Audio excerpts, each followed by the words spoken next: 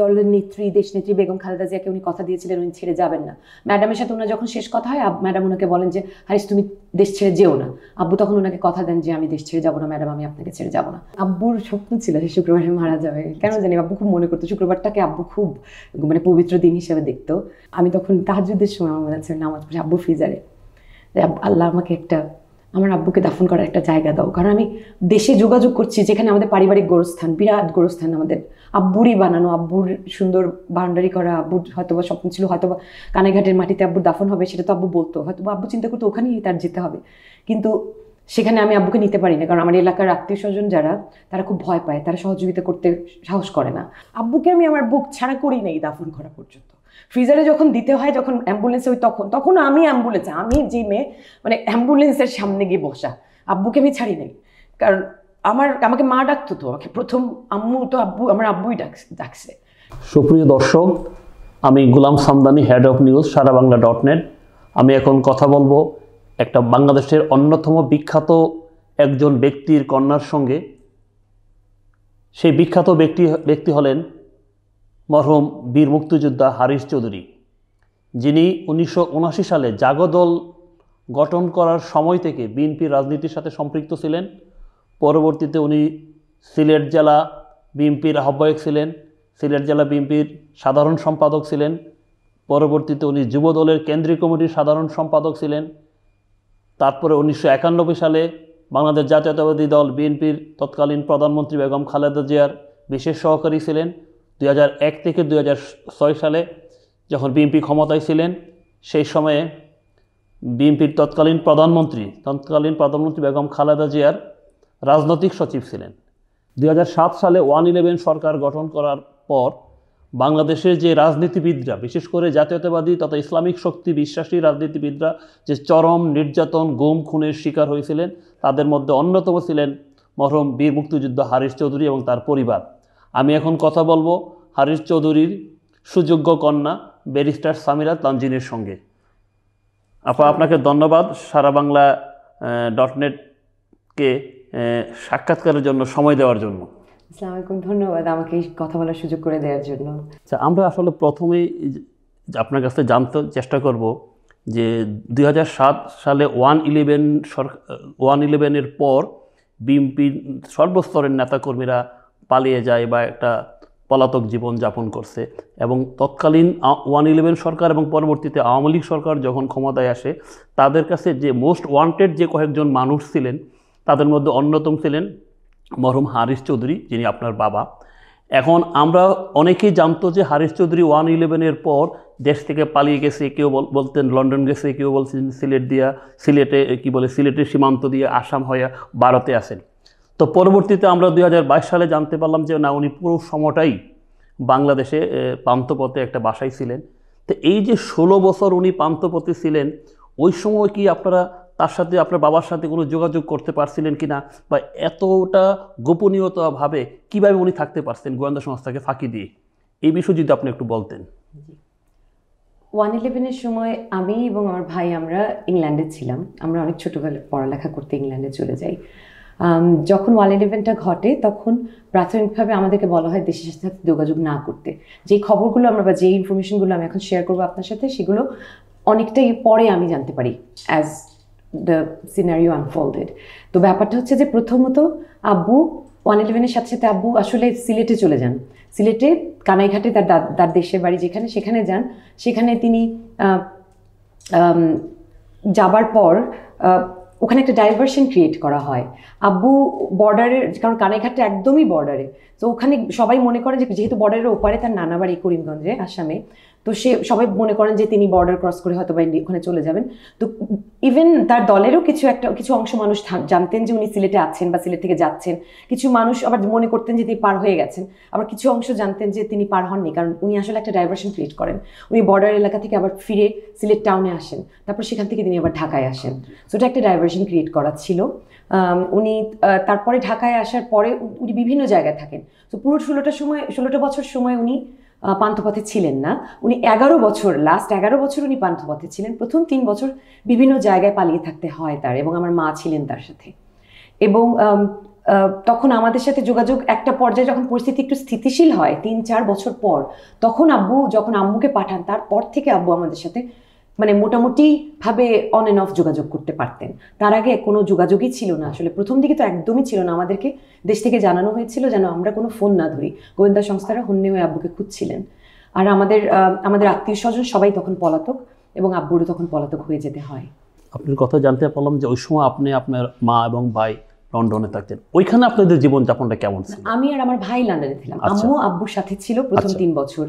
এবং ওখানে আমাদের জীবনটা মানে আমরা যে জীবনটা যাপন করতাম সেটাই হচ্ছে, এমনিতেও আমরা অনেক আগে থেকেই লন্ডনে থাকি আমি আমার ভাই। তো আমার মা যখন আসেন তখন আমার মা সম্পূর্ণভাবে মানসিকভাবে অসুস্থ বিপর্যস্ত একজন মহিলা। 1/11-এর পরপরই উনি পিটিএসডির শিকার হন, পোস্ট ট্রমাটিক স্ট্রেস ডিসঅর্ডার। সেটা উনি পিটিএসডি রোগী ছিলেন। সেই অবস্থাতে উনি আসেন এবং আম্মুর চিকিৎসা নিয়েই আমরা মোটামুটি তখন ব্যস্ত হয়ে পড়ি। আর আব্বু একা ছিলেন তখন বাংলাদেশে। আমাদের জীবনটা বাবাকে ছাড়া যেরকম জীবন থাকে, আমি আমার বাবার একমাত্র সন্তান, মেয়ে সন্তান, আর আমার ভাই তার একমাত্র পুত্র সন্তান NAEM Shafi Chowdhury, Mohammad NAEM Shafi Chowdhury Johnny.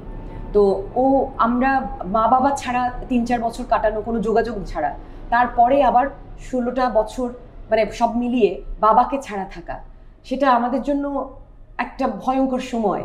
পরিবারটা মোটামুটি মানে একটা শোকাতুর পরিবারই তো ছিলাম আমরা, তো মোটামুটি একটা মানে বলে না মৃত্যুর বাড়ি, এরকম একটা জীবন ছিল আমাদের। এবং আইসোলেটেড, কোনো বাঙালি কমিউনিটি থেকে ডিটাচ ছিলাম, এবং কারণ তার সবাই জানতে চাবে আব্বু কোথায়, এবং তার দলের লোকজনের থেকেও আমরা ডিটাচ ছিলাম আব্বুর নিরাপত্তার খাতিরে। সেরকমই ইনস্ট্রাকশন আব্বু দিয়েছিলেন। আর আব্বুর না আসলে আগেও পলাতক হওয়ার অভিজ্ঞতা ছিল, কারণ যখন এরশাদ ক্ষমতা নেয় তখন আব্বুর উপর যে পরিমাণ প্রেশার আসে, এবং তার সঙ্গী সাথীদের অনেকেরই আব্বুর সাথের কাছের মানুষরা তাদের এরশাদের যে একটা চাপ সেটাতে সাবমিট করে ফেলতে হয়, তখনও আব্বুর পলাতক হতে হয় এবং এক পর্যায়ে আব্বুর দেশ ত্যাগ করতে হয়। তার আগেও যখন জিয়াউর রহমান মারা যান আব্বুর পলাতক থাকতে হয়, তখন আব্বু আসামে ছিলেন। আব্বু শিলংয়ে একবার ট্রাক ড্রাইভার হয়েছিলেন গা ঢাকা দিয়ে। তারপর তার আগে যখন শেখ মুজিবুর রহমান মারা যান তখনও দলীয়ভাবে তাদের অনেকে গা ঢাকা দিতে হয় কিন্তু। তো আব্বুর এই অভিজ্ঞতাটা ছিল, এবং উনি একটা খুবই মেধাবী মানুষ ছিলেন, মেরিটোরিয়াস মানুষ, একেবারে বলে হার্ডকোর পলিটিশিয়ান ছিলেন। তো তাদের জীবন এইসবেই আপস অ্যান্ড ডাউনস, এবং এই ধরনের কাজগুলো করা, গেরিলা লাইফ, মানে এইগুলোতে তিনি অভ্যস্ত ছিলেন, এবং তিনি মুক্তিযোদ্ধা ছিলেন, এবং তিনি তো তখন মুক্তিযুদ্ধের সময় তো আত্মগোপনে থাকা, এই ধরনের অপারেশন চালানো, so they were trained people. আচ্ছা, উনি যখন মারা যাওয়ার আগের 11 বছর উনি ছিলেন পান্থপথের একটা বাসায়, তো ওইখানে উনি কি একাই থাকতেন? উনি কিভাবে ওখানে চলাফেরা করতেন?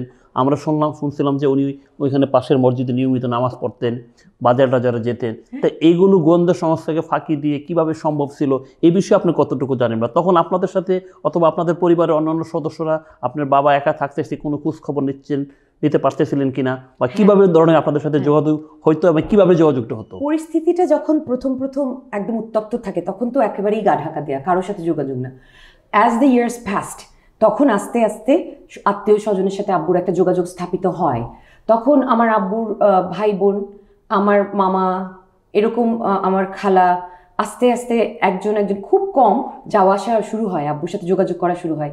তারপর আব্বুর এলাকার লোকজনের মধ্যে কিছু কিছু মানুষের সাথে নীরবে, একদম গ্রামের লোকজনের সাথে নীরবে আব্বুর যোগাযোগ হয়, কারণ আব্বু দান খয়রাতটা জারি ছিল আব্বুর তখনও। হ্যাঁ, তখনও।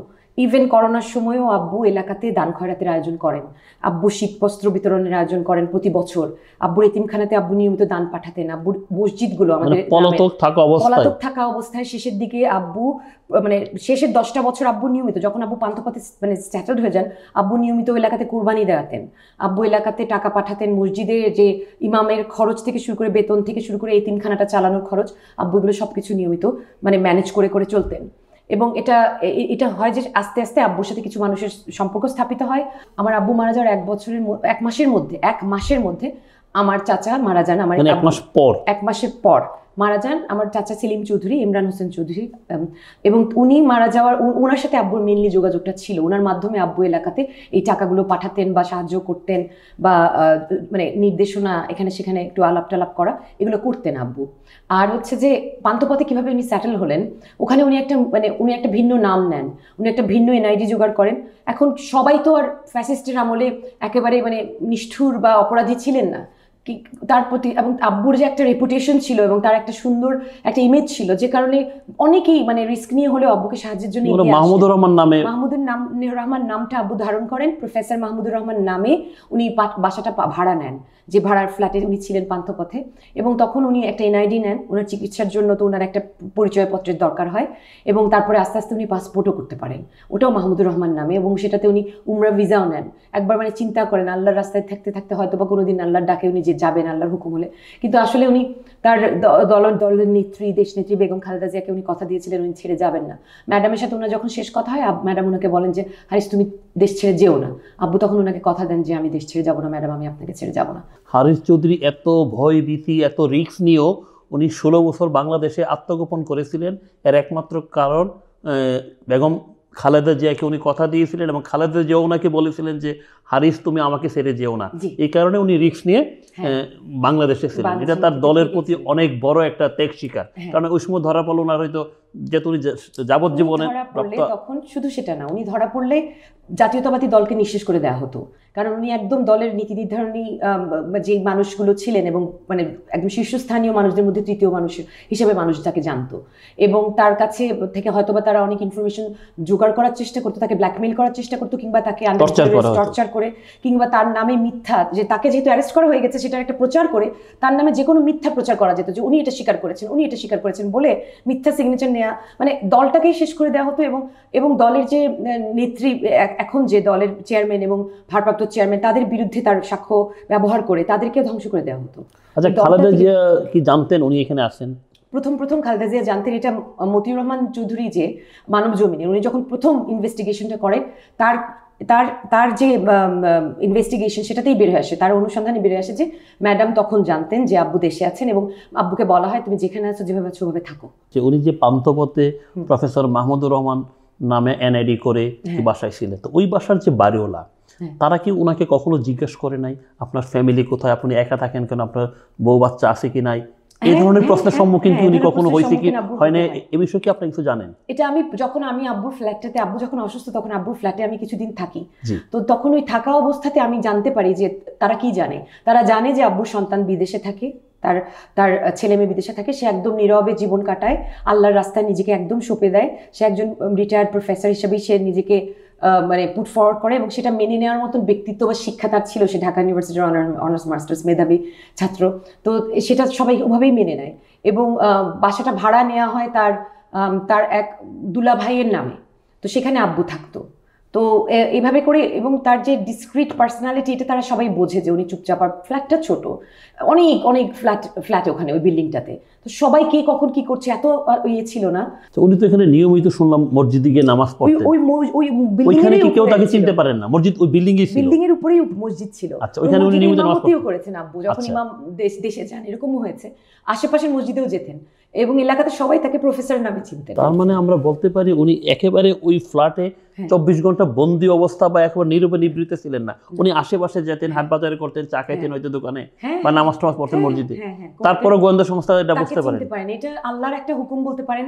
আর ওনার গেটআপ পরিবর্তিত ছিল। আব্বু একটা অন্য রকমের একটা পাঞ্জাবিগুলো খুবই শ্যাবি, 300-400 টাকা দামের পাঞ্জাবি, লুঙ্গি, ছেঁড়া পাঞ্জাবিতে তালি দেয়া, আমার কাছে এখন ওগুলো আছে। আব্বুর ফ্ল্যাটে যা ছিল আমার কাছে আছে।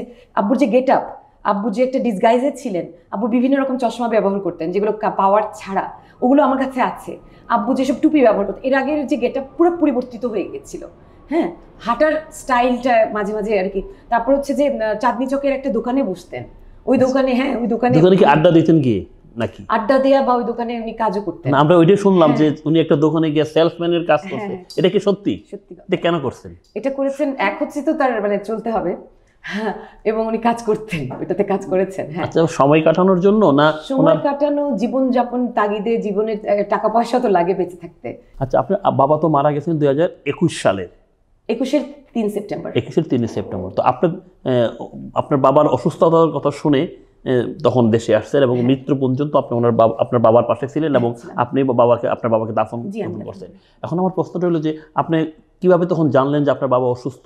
এই খবর পাওয়ার পরে আপনার দেশে আসার জার্নিটা যদি একটু বলতেন, বা তার পরবর্তী বিষয়টা কি? আব্বু যখন অসুস্থ হয় তখন আমাকে ফোন করে জানানো হয় যে আব্বু অসুস্থ, আব্বু হঠাৎ অসুস্থ হয়ে পড়েছে। তার আগে আব্বুর সাথে আমার কথা হয়, তার 2-3 সপ্তাহ আগে আব্বু হঠাৎ করে আমাকে বলেন আব্বু মনে হয় বাঁচবো না।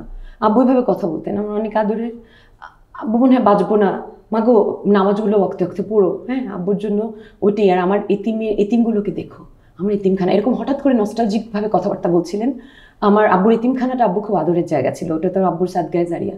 আমার এতিমগুলো যেন ঠিক থাকে, আমার এতিমখানার দায়িত্বটা তুমি নিও, আমার প্রতিষ্ঠানগুলো যেন বেঁচে থাকে। আমি বললাম আব্বু ওগুলো কি বলো তুমি, এগুলো কেন বলছো তুমি? আমি বললাম আব্বু তুমি সাবধানে থাকো, করো না, তুমি কি তুমি বুঝতেই পারছো যে যদি তোমার কিছু হয় তাহলে কি হবে, তুমি বুঝতে পারো। আমি বললাম, আব্বু বললো যে হ্যাঁ ইনশাল্লাহ দোয়া করো, তুমি নামাজটা ঠিক মতো পড়ো, আব্বুর জন্য দোয়া করো। এই কথাটা আব্বু যেদিন বলেন আমার বুকের মধ্যে একটু কেমন যেন করে ওঠে। আর আমি খুব ব্যস্ত, আমার করোনার সময় আমি তখন বাসা থেকে কাজ করি, আমি তখন ব্রিটিশ গভর্নমেন্টের লয়ার, এবং আমরা তখন ওয়ার্ক ফ্রম হোম করি। আমি খুব ব্যস্ত ছিলাম, আমার অনেকগুলো হিয়ারিং আটকে যাচ্ছিল করোনার সময়, যে অবস্থা, মানে কাজ চালিয়ে যাওয়া, সরকারকে চালিয়ে যাওয়া, ব্রিটিশ সরকারের উকিল আমি। তো এই অবস্থার মধ্যে হঠাৎ করে একবার কল আসে, আমার ভাই আমাকে বলে আব্বু অসুস্থ। আমি কি বলো? বলে যে হ্যাঁ আব্বু অসুস্থ, ওরা আব্বুকে হসপিটালে নিয়ে যাচ্ছে। আব্বু, আমার এক কাজিন আমাকে ফোন করে বললো, জনি আমাকে বলে, আমার ভাই। তো তারপরে আমি একদম মানে আমি দিশাহারা হয়ে যাই হঠাৎ করে। তারপরে আমি আমার ছোটো মামাকে ফোন করি, মামা বলে যে ওনাকে হসপিটালে নেওয়া হচ্ছে, তুমি নিশ্চিন্ত থাকো, টাকা পয়সার ব্যবস্থা আমি করতেছি। তো তারপরে আমি বলি যে আমি চলে যাবো, আমি একদম আর কাজে কনসেন্ট্রেট করতে পারি না। তো এরকম করে আমার কাছে খবরটা আসে। তারপরে আমার সাথে আর আব্বুর কথা হয়নি। পরে মানে আমার ভাইয়ের সাথে তখন আব্বুর একটু কথা হয়, আব্বু তখন খুব কেঁপে আপনাকে ওর সাথে কথা বলে, এইটুকু আর কি বলছো। তারপরে আব্বুকে হসপিটালাইজ করা হয়েছে, তখন আমার ছোটো মামি ওখানে গেছেন, সেইভাবে আমি তখন ছোটো মামির কাছ থেকে জানতে পারি আব্বুকে একটা বাজে হসপিটালে কোনোভাবে আর কি আমার কিছু কাজ, মানে ওরা ভয় টয় পেয়ে ওখানে ফেলে রেখে কোনোভাবে চলে আসে। তো তখন আব্বুকে আইসিইউতে নেওয়া হয়ে গেছে, সেটা আমি শুনি। তারপর অনেক কষ্টে আমার ছোটো মামিকে দিয়ে, তারপর আমার দেবর, ওদেরকে যোগাযোগ করে আমি ওখানে পাঠাই, আমার বন্ধু যাদেরকে দিয়ে আমি যোগাযোগ করে পাঠাই, আমার মামারা যাদেরকে দেখলে চিনবে না, মানে মানুষ এরকম অপরিচিত কিছু মানুষকে পাঠিয়ে আব্বুকে তখন ওখান থেকে আমরা ভালো একটা হসপিটালে নেওয়ার চেষ্টা করতে থাকি। এটা হয়, তারপরেই আব্বুকে এভার কেয়ারে নেওয়া হয়। আপনি ঠিক আপনার বাবার সাথে মানে কথা বলতে পারছিলেন? আব্বুর সাথে আমি কথা বলি হচ্ছে আব্বুকে এভার কেয়ারে নেওয়ার আগে, যখন আব্বু এক পর্যায়ে আব্বুর অবস্থা খারাপ হয়, কারণ বাজে একটা হসপিটালে ফেলে রাখা ছিল, তো ওই হসপিটালে ভালো ট্রিটমেন্টটা হয়নি প্রথমত। তো তখন আব্বুর অবস্থা আস্তে আস্তে ডিটেরিওরেট করে।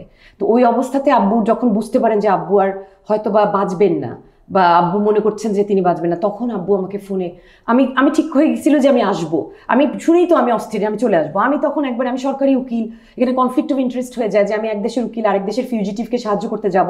আমি তখন সাথে সাথে আমার নোটিশ দিয়ে দিই যে তোমরা নোটিশ পিরিয়ড আমি মানতে পারবো না, আমার বাবা অসুস্থ, আমি চাকরি ছেড়ে দিব, দরকার হলে আমি চলে যাচ্ছি। তো আমি তখন মানে তখন ফিট টু ফ্লাই টেস্ট করতে হয় করোনার জন্য। তো ওই সময়টার সময় আমি ঠিক করি যে আমি চলে আসবো। কিন্তু তখন কে বা কারা বা গোয়েন্দারাই হয়তো বা জানতে পারে যে ওরা তখন নিউজ পেপারে দিয়ে দেয় যে হারিস চৌধুরী লন্ডনে করোনা আক্রান্ত। ওটা আসে হচ্ছে বাংলাদেশের একটা পত্রিকাতে, এবং আসার পরে তখন আমার মামারা আমাকে বলেন তুমি এসো না, এটা পত্রিকায় চলে আসছে, তোমার আব্বু তোমার কাছে করোনা আক্রান্ত লন্ডনে, তোমার পেছনে গোয়েন্দারা লেগে যাবে। তো তখন আমার আশাটা আমার ক্যান্সেল করতে হয়। তারপরে আমি তখন একেবারে মানে পাগল অবস্থা। ওই অবস্থাতে যখন আব্বুর অবস্থা ডিটেরিওরেট করছে, তখন আমি আব্বুর চিকিৎসার দায়িত্ব, খরচের ব্যবস্থা করছি। তখন আব্বু এক পর্যায়ে আমাকে ফোনে গিয়ে বলে আম্মু তুমি চলে আসো, কাউকে বলো না। কথা বলতে পারছি। হ্যাঁ, তখন আব্বু হাঁপায় অনেক কিছু বলার চেষ্টা করে, সব কথা আমি বুঝি না, সামান্য এইটুকু তুমি চলে আসো। আমি বিশ্বাস করতে পারি না, কারণ 15টা বছর আমার আব্বুর আমাকে খালি খবরদার তোমরা আসবে না। সেই আম্মুকে তুমি চলে আসো, কাউকে বলো না। আব্বু তুমি আমাকে চলে আসছে বলছো, আমি এটা রিপিট করি, আব্বু বলে হ্যাঁ তুমি চলে আসো, কাউকে বলো না, কারণ আব্বু তখন মনে করে যে আব্বু আর বাঁচবে না। তো তখন আমাকে তার কে আটকায়? তো তখন আমি ওর সাথে সাথে আবার ফিট টু ফ্লাই টেস্টটা করি, কারণ ওটা এর আগে এক্সপায়ার করে যায়। তারপরে আমি প্লেনে উঠি, এবং আমি আব্বু প্লেনে উঠতেই আব্বুকে তখন আসলে ওই এভার কেয়ারে মানে অ্যাডমিশন দেওয়ার পরই আব্বুকে মেশিন ইনডিউসড কোমাতে নিয়ে যাওয়া হয়, এবং আমি যখন আসি তখন আব্বু কোমাতে। তারপর আসার কতদিন পরে আপনার বাবা মারা যান? আমি আসার প্রায় 6 দিনের মাথায় আমার আব্বু আসলে ভালো ফাইট দিচ্ছিলেন। এভার কেয়ারের যে ডাক্তাররা ছিলেন আব্বুর ইনচার্জে, সেই টিমটা, তারা বলেন যে আপনারা কেন ওই হসপিটালে দিলেন, বা তাদের কাছে আমি মাহমুদুর রহমানের মেয়ে হিসেবে যাই, আমার ডিসগাইজ চিনতে পারে নাই, তাদের কাছে তো আব্বু মাহমুদুর রহমান, এবং তার ওই ডিসগাইজটা আমার মেনটেন করে চলতে হয়। এবং এটা তারপরে আমি গিয়ে আমি বলি যে আমি তো ছিলাম না, আমি এসেছি এখন আব্বু এভার কেয়ারে। তো আমি বলি যে আমার দরকার হলে আমার লাঞ্চটা নিয়ে নেন, আমার আব্বুকে বাঁচান। তো তারপরে আব্বুকে আমি দেখতে যাই আইসিইউতে, প্রতিদিন গিয়ে আমি দাঁড়িয়ে থাকতাম, ওখানে খুব কড়াকড়ি সিস্টেম ছিল। আমি ফুল পিপিই পরে আমি গিয়ে আব্বুকে ধরে, আমি প্রথম যখন গিয়ে ঢুকি আব্বুর অ্যালার্মগুলো একদম বেজে ওঠে, তখন নার্সরা সব দৌড়ে আসে, বলে আপনি কে?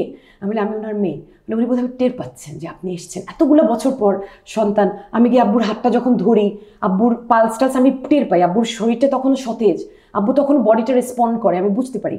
মানে প্রতিদিন গিয়ে যে আব্বুর পাশে দাঁড়িয়ে থাকতে থাকতে আস্তে আস্তে আব্বুর শরীরটা যে নিস্তেজ হয়, আমি সেটা ফিল করেছি আমার বডিতে। তারপরে আস্তে আস্তে আব্বু সেপটিক শকে গিয়ে তারপরে আব্বু হঠাৎ করে মারা যান। কয় তারিখে মারা যায়? 3 সেপ্টেম্বর। আচ্ছা, মারা যাওয়ার পরে দাফনটা আপনারা কিভাবে করছিলেন?